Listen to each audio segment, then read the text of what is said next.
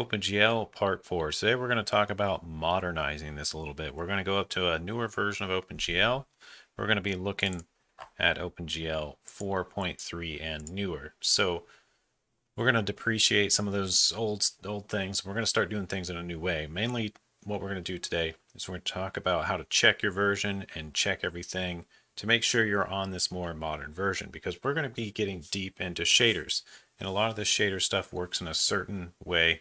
If you're trying to do it the old way, it's just not going to work. So that's what we're going to do very first here. And we're also going to talk about the new way to upload your attributes up to your shader with this new 4.3 and later. And we're also going to talk about getting a list of all your attributes on your shader. So that's going to be pretty much what this whole episode is all about. And we'll continue on with a few more basics next video. And then after that, we should start being able to do some fancy stuff with shaders.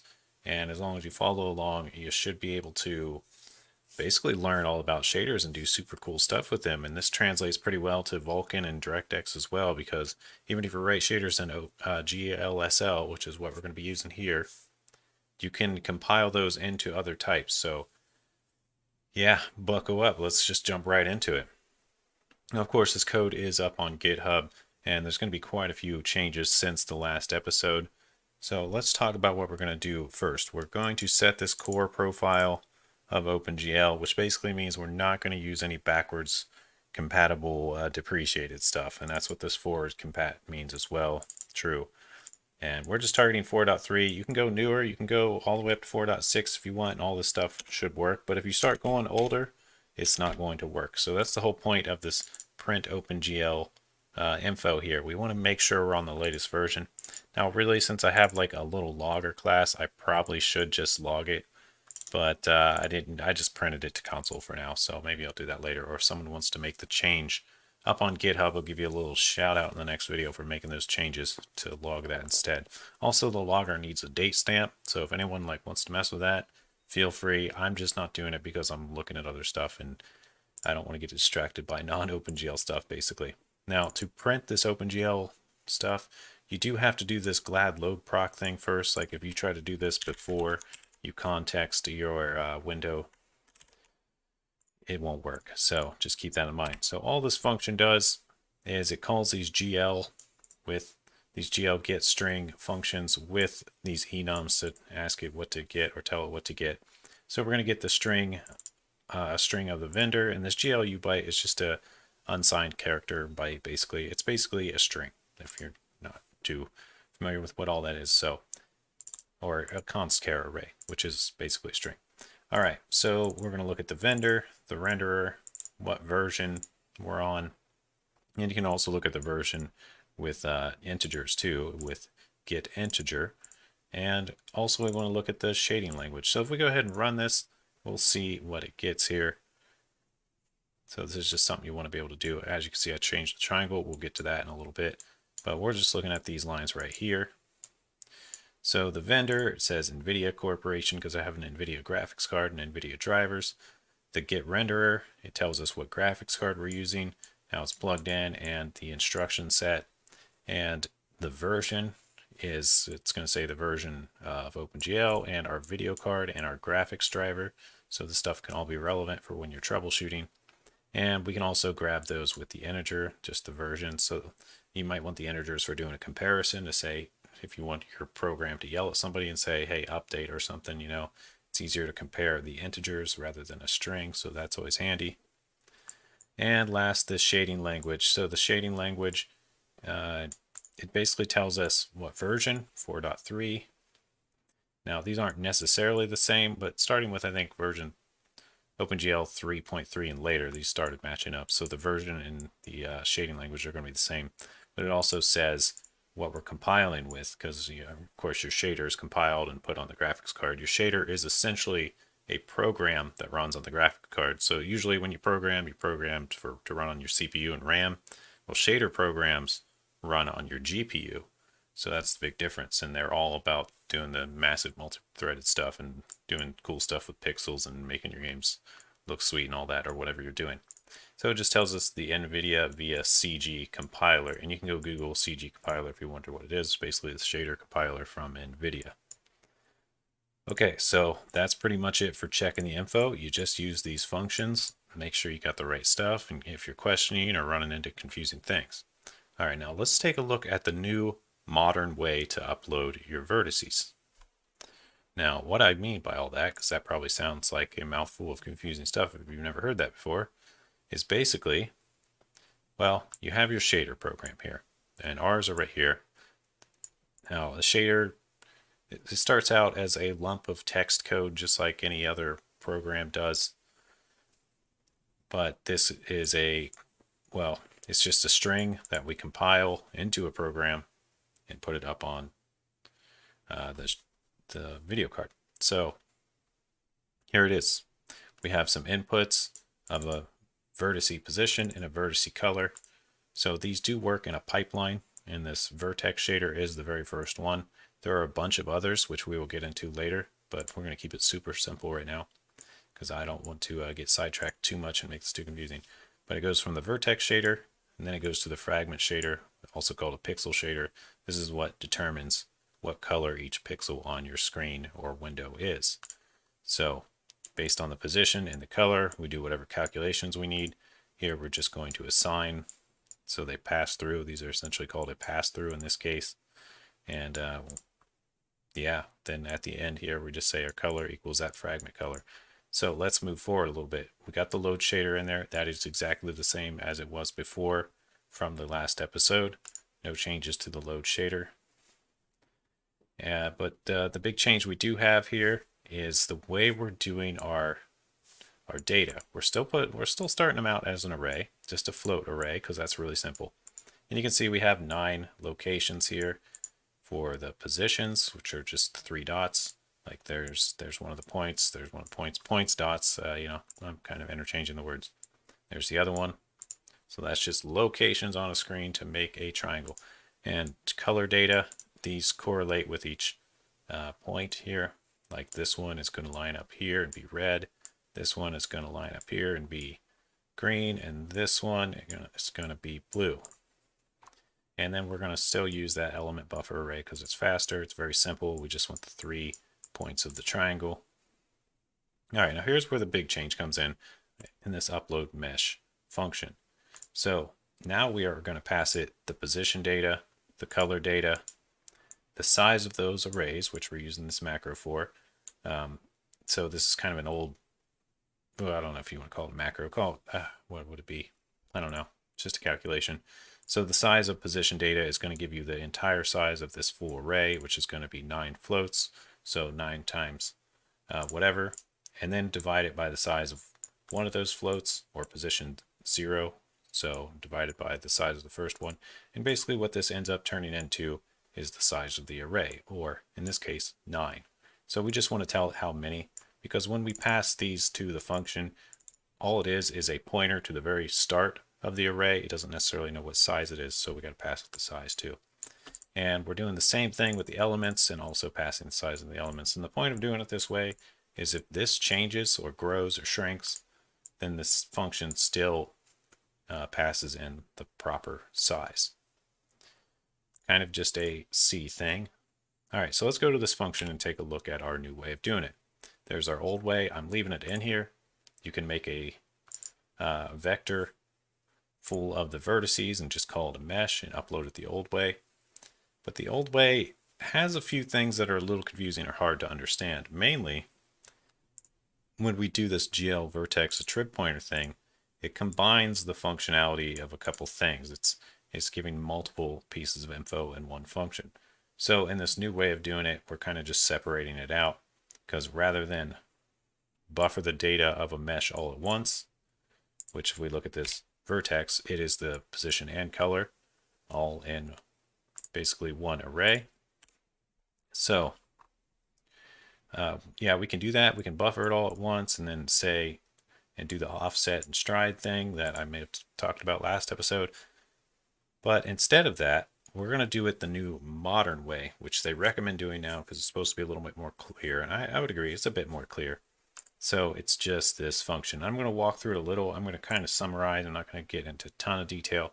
But basically now for every different array you pass in, like we're having the vertices and the colors here, you create a separate VBO for it. In this case, we're starting out with a main array of VBOs. There are reasons for that. Basically, when we go to delete them at some point, you can just pass in this whole thing at once. But as you upload them, you want to do them one at a time. So we're going to generate 2 VBO handles. We're going to also start calling them handles because that seems to be what a lot of people call them, and it makes sense. They are just unsigned integers that say, hey, this is the position of it up on the shader. So it's kind of a handle to access it. All right, so we generate 2 of these because we know we need one of them for the verts and one of them for the colors.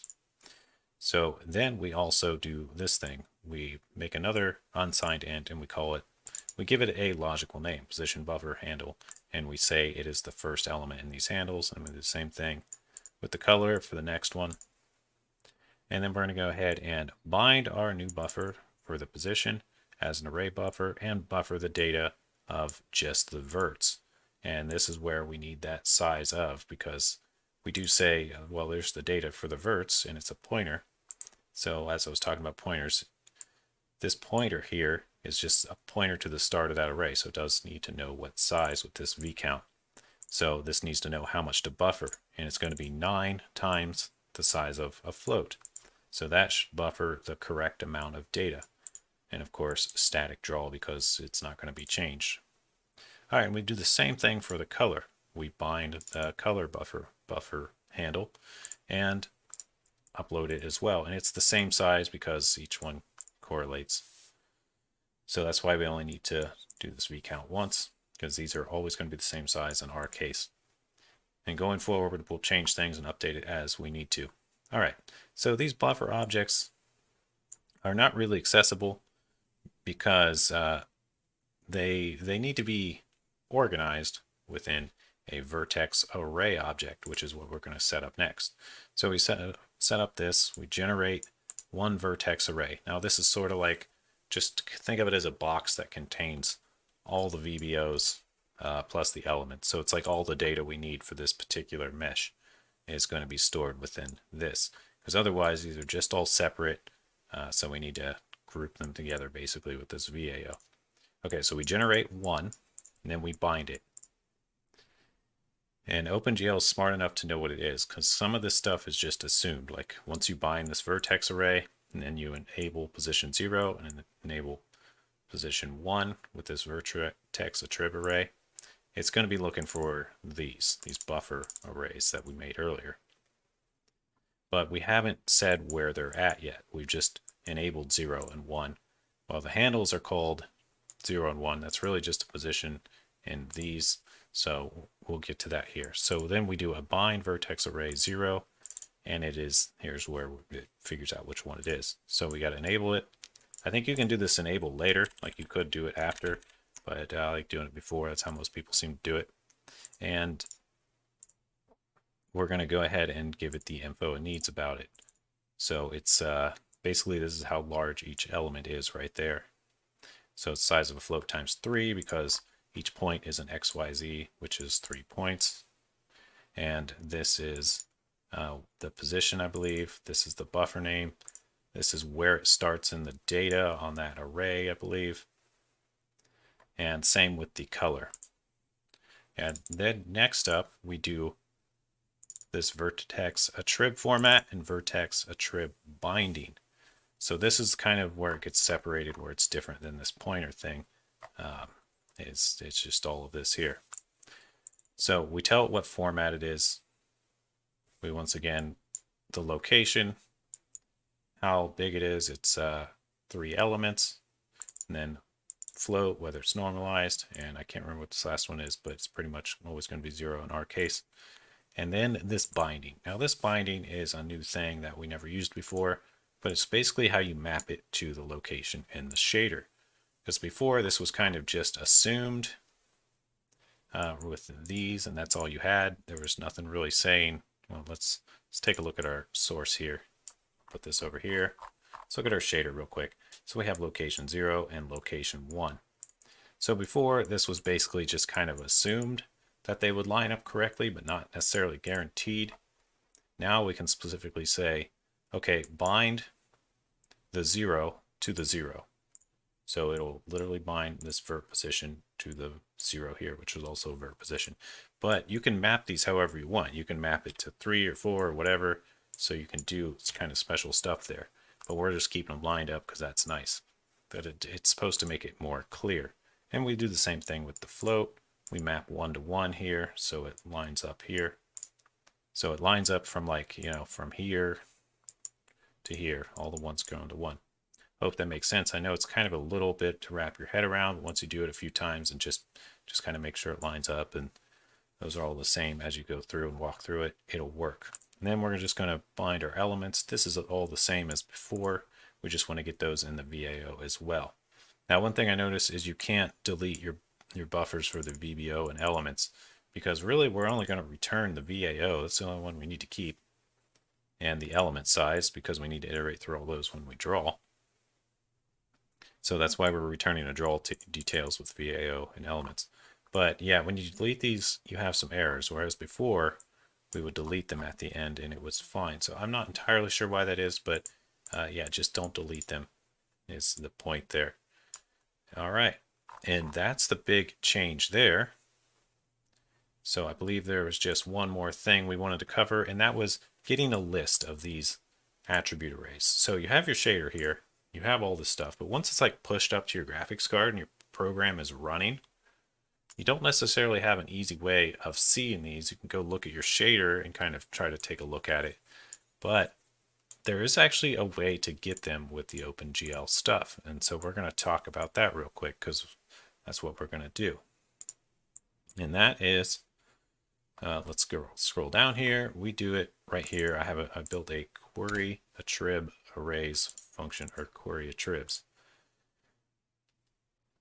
All right, so the only thing this is going to need to know to query is the VAO, and we have that in our details vector, which we populated when we did the whole upload thing. So we pass it that. Now let's take a look at this function. So it needs the handle, the VAO handle.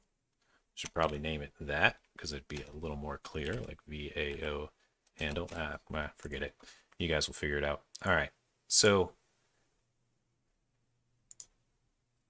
to do this, you use GL get program interface IV, which is an integer virtual, basically a pointer to a integer. So that's why we reference, because that turns it into a pointer. And program input is the vertex shader inputs. It's very specifically the very first part of the shader inputs. So it's going to line up with these two here. That's what we're looking for. There's other things you can check here. There's other GL enums. You can go look up this function. I believe I have it up already, actually, right here. Yeah, GL get program resource, or let's get program interface. So I'm actually looking at the wrong one here, but if we just do a Google search of it and find it there it is. And you can see what it takes. You can see all the stuff about it. And you'll also notice the versions. Yeah, you'll see that it's version 4.3 and later. That's another reason we need to make sure we're on the right version, because if we're using this kind of stuff, we need to make sure we're on the right version. And same with this get program resource name, which we'll use here in a second as well. It's 4.3 and later. Okay, so basically active resources, ones that are actually in use, store how many. All right, and then we need to make an array of properties. This is going to be passed in to get program resource later, because basically it iterates through and returns what you ask for. It wants an array of properties because you can basically ask for whatever you want. We're going to ask for the name length, the type, and the location, because later we're going to get the resource name, and we need to know this name length so we know what size to make our character buffer when we grab that. And then we're just going to print it out to the console. Ideally, you might actually log this or something, but console's going to work. In our case, you could also print this to your screen in a debug if you're using some kind of interfacing thing, or putting text on your screen. Not doing that yet. We might do that at some point. And this get type string, Oh yeah, I guess I kind of skipped over this. I'll go back a little bit. Also, so this properties, you also want to store the results, which are integers, and it has to be the same size. We're getting 3 properties, so we need an array of size 3 to store those properties for what it gets, and those are just integers, which are basically end up being enums, I believe, that you have to sort out, or at least some of them do. Like the name length is obviously an integer, it's just the length of the name. The type, which is going to be in the next slot, is going to be, I believe it's going to be an enum. So we're going to actually check that with this function here, this get type string, and return the actual type. So if it ends up being what should be a vec3 in our case, so we should return a vec3 string. That way when we print it out later, right here, it should say vec3. And there's the name. We populate the name with this get program resource name from the input. We got to pass it all the stuff, give it the name to fill out. And you can always go Google these if you want to know more about these functions. And of course, at the end, we are deleting this name pointer array. That way it doesn't leak memory. So I actually had trouble getting this to work correctly. It should say basically location 0, vert pause, vec3, and then location 1, vert color, vec3. But for some reason, in my case, it just doesn't seem to work. I get 2 and then true, and it also says the total attributes is 1, which it's actually 2. But it does seem to work correctly, so I'm not sure why that is. I was banging my head against the wall figuring this out, and I know this code is good. This code is actually from the GLSL shader cookbook, so it's pretty legit code. Let me just pull that up so I can show you guys. GLSL cookbook has tons of info, so this we're going to be using this quite a bit as it has tons of good stuff.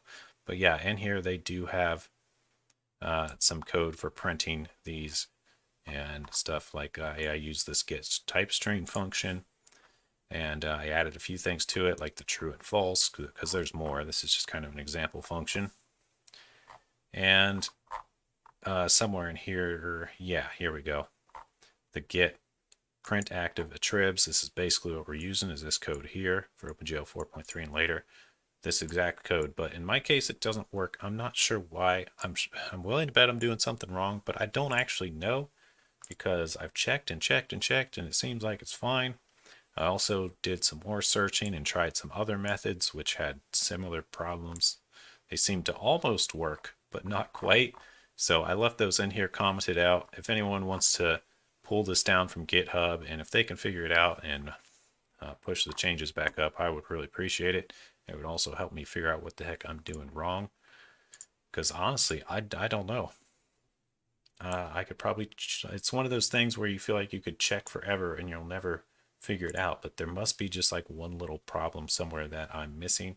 But in general, this should work, or maybe it'll work fine for you. Maybe it's just some weird glitch that I'm running into for some unknown reason, which tends to happen with programming a lot, and one of the reasons people get frustrated with it.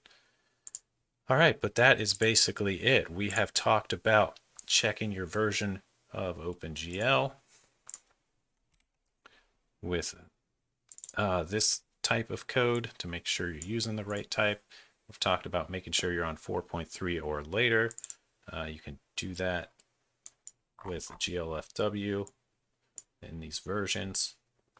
Do the check, and we've talked about the new way of uploading our meshes, our mesh data, that's more extendable and easier to manage in the long run, because, well, rather than uploading it as one giant chunk, you just upload each chunk individually and they're specifically bound and named, so it's a little easier to line up with your shaders in the long run. And yeah, check the source code down below. Oh yeah, and also we talked about querying your attributes. So, all right, that's pretty much it. I've commented out all the uniform stuff. We're going to talk about uniforms, how to get a list of uniforms and blocking out your uniforms in the next episode, and also probably some debug messages. And then from there, we should start being able to actually do super cool stuff with shaders. Just want to make sure we get all this stuff in our C++ code right before we go full on to GSL, because at some point here in a couple episodes, we're not even going to be touching C++ anymore. We're only going to be editing pretty much this code all the time and just doing super cool stuff with shaders from like particle effects to, well, you name it. So see you in the next episode. Thanks for watching. Math Code Tech Tutorials over and out.